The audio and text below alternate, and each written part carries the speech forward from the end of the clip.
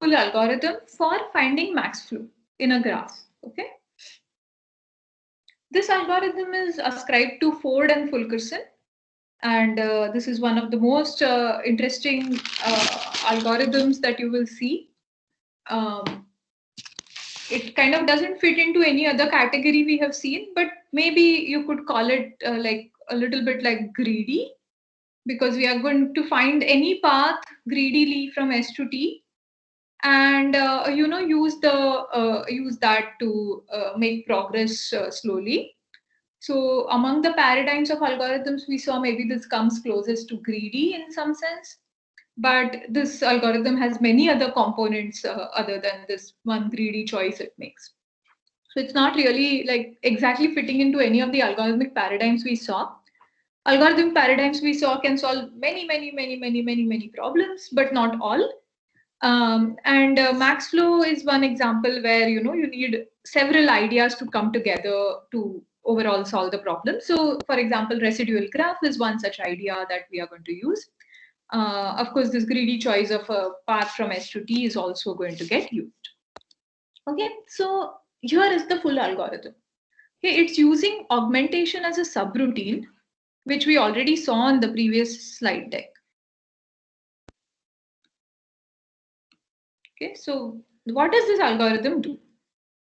Take an edge and set it to FE. Do this for all the edges. So initialize the flow. Compute GF. If the flow is basically empty now, so then if all the flow values are 0, what do you expect the graph GF to be? Graph GF is nothing other than G itself, right? So no flow is saturated, no edge is saturated. So we don't have backward edges, and all the forward edges carry over. Okay. Now, while there is still an S to T path remaining in the graph, in the current residual graph GF, do the following. Update the flow by augmenting the original graph with respect to this path pi in GF to obtain F prime.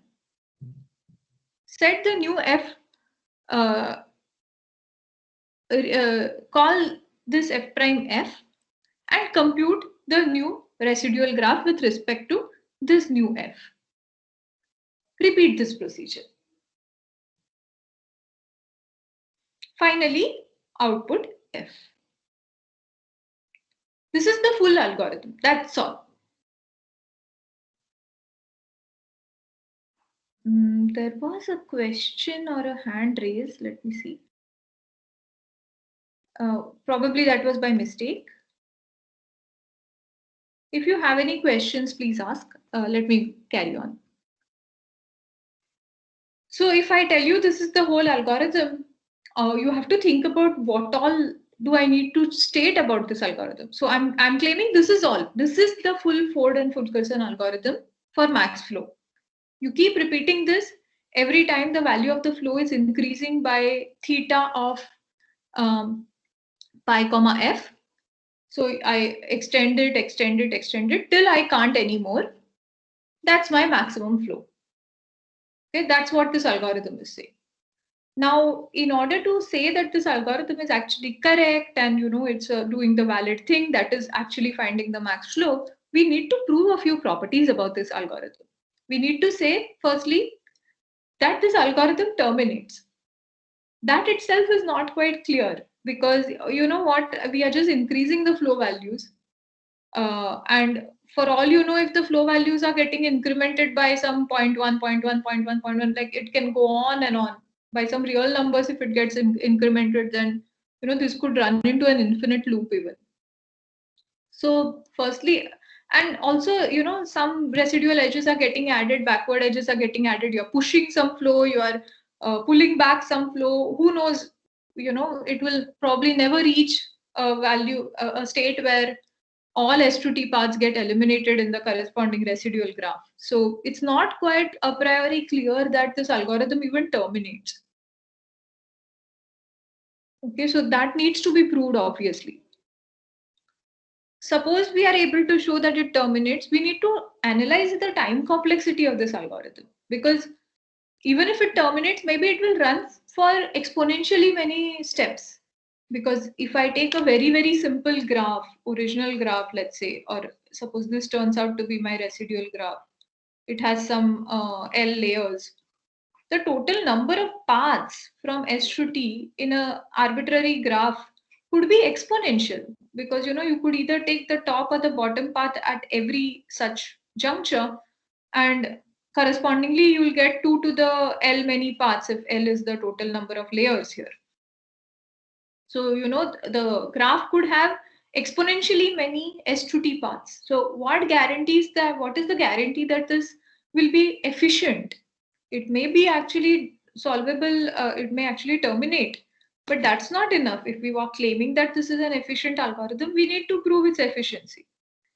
So we need to analyze its running time as well. What more, it's not even clear why this algorithm is correct.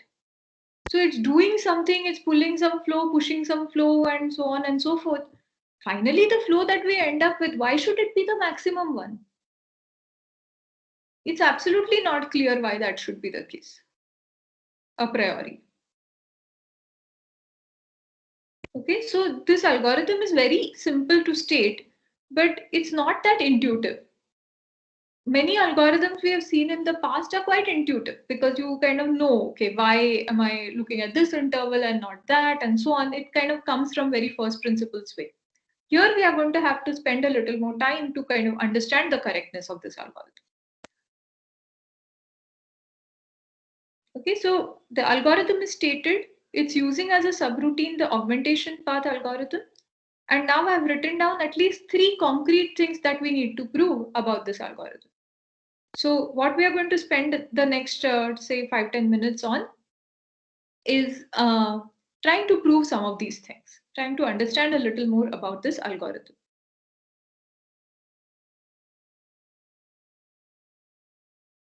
There are actually some other side issues as well that are interesting. You could ask such questions, and let's see if we can answer some of them. So these questions I'm just putting out there. Think about it and we will come back to it. So, when we say choose an S2T path in the current residual graph, this while loop, first thing it does is tries to find such a path. It's not clear whether there is a way to choose a more efficient path as opposed to some other path. It's not a priori clear whether the choice of this path matters to the running time or efficiency or termination of this algorithm. Okay, so maybe that's something worth thinking about. Also, what is this algorithm doing? It's trying to find max flow, but we haven't yet seen the relationship between the flow and the cut. This is something I've been talking about for a long time now, since we really started talking about max flow, but haven't really discussed where min cut is coming into the picture. So is this algorithm indirectly also finding the min cut? If so, how, etc., is not quite clear. So this is another issue worth thinking about. Yet another slightly orthogonal issue to consider is, can the capacities be non-integral? So suppose I have only been considering in our examples capacities which are, integers, positive integers. Positive is okay, but what if they are real numbers? Then, increasing the flow also could happen by steps of real numbers, and all kinds of things can then again termination as well as running time look to be very hard to argue about. So can I allow the capacities to be non-integers? What happens to our algorithm or our discussion in that setting? That's also something worth thinking about. So lots of things, lots of questions. This slide is putting forward many more questions than answering anything concretely. What it does though is gives you an algorithm. Okay, and believe me, even before we dwell deeper into the discussion, that this algorithm in fact works. it does terminate, it has reasonably good running time, and it is indeed correct. So the answer to all these questions is positive. The other issue listed below are actually slightly more difficult to argue about each one of them, though we will have a little bit of discussion about each one of them in the course of the next few classes.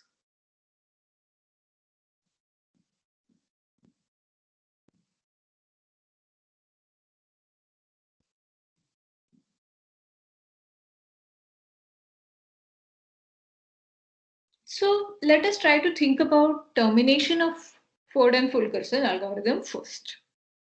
Here, for the sake of arguing for termination, I'm going to assume the capacities are actually integers. Later on, we will see what happens if the capacities are non-integers. They are reals, say. Okay, but for now, I'm going to assume they are positive numbers. Okay, positive integers. So now, if I tell you capacities are positive integers, then it is very easy to see that the algorithm actually terminates.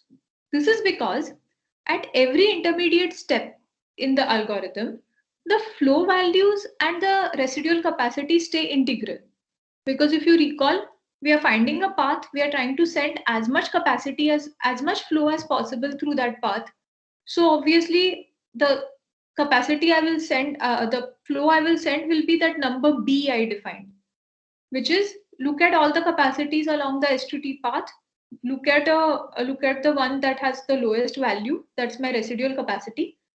Send that much amount of flow through it, right? So at any given time, I'm only sending integral valued flows. Also, the way the flow increases the next time round is that through this path that I have, I increment the flow value. So, if I stare at the vertex S and look at the total amount of flow leaving it, basically it finds a new S2T path and sends that much extra flow through it. So obviously the total amount of flow flowing through that is indeed has indeed increased by theta of pi comma f. So the value of the new flow is strictly larger than the previous flow. Now let's imagine what is the largest capacity largest amount of flow I can send. It is totally the total capacity leaving the vertices, leaving the edges from the total capacity along the edges that emanate from S. So that is, let's call that quantity Cmax. So Cmax is the maximum amount of flow I can ever send. So if I start with 0 amount of flow and the algorithm increments this value at every step by theta of pi comma f, finally at some point it will reach Cmax. And that's when it will obviously terminate. So termination is quite easy actually. Once we assume capacities are integers, termination follows. It's not quite clear, by the way, if the capacities are non-integers, what happens, correct? So that's still there, that's obviously there, but modulo that. Yeah, so under the assumption that capacities are integer positive integers, the algorithm certainly terminates. So that's good news. Now we will try to show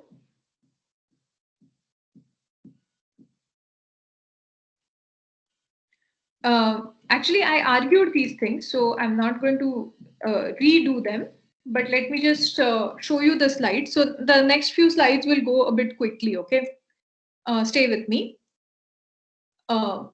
Firstly, I'm going to show at every, I'm just going to discuss what I told you in the previous slide by writing down a couple of lines about it.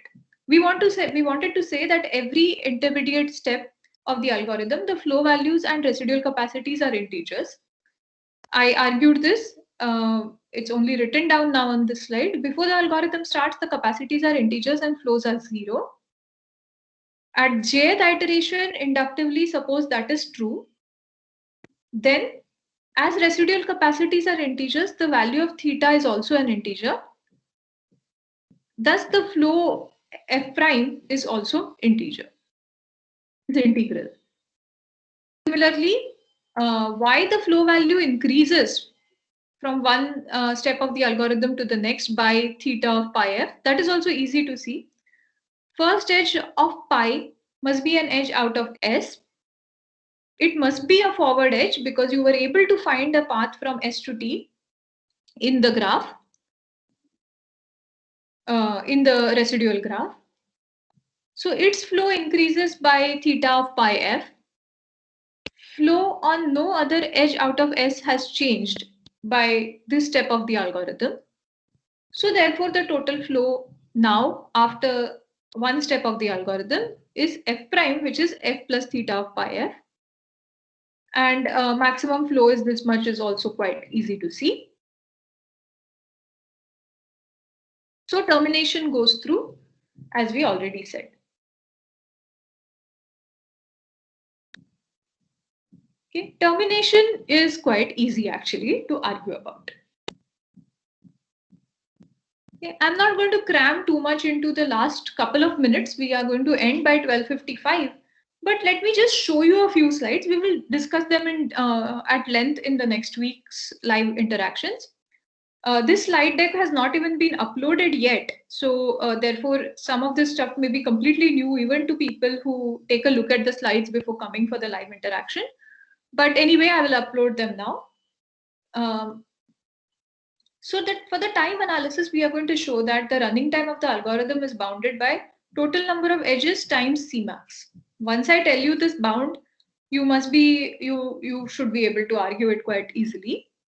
So we will do that in detail next time. But the basic thing is that the while loop runs for Cmax many iterations. In each loop, to maintain the residual graph, we need some O of m time, which is the number of edges. Finding an S to T path is like just a reachability question, which can be done in O of m plus n time, where m is the number of edges and n is the number of vertices. The augmentation algorithm, we haven't really seen its time complexity, but I'm telling you that it takes time O of n. Yeah, it's not that difficult to see. We will see this in more detail next time. So time analysis is that lemma that we showed, which we will discuss next time. Finally, correctness. For correctness, however, we are going to need a lot of things. In fact, the connection to minimum cut, okay, is going to come up while trying to discuss the correctness. Okay, so that's the big chunk of the work remaining to argue why the Ford and Fulkerson algorithm is indeed correct. Okay, that's really the main thing.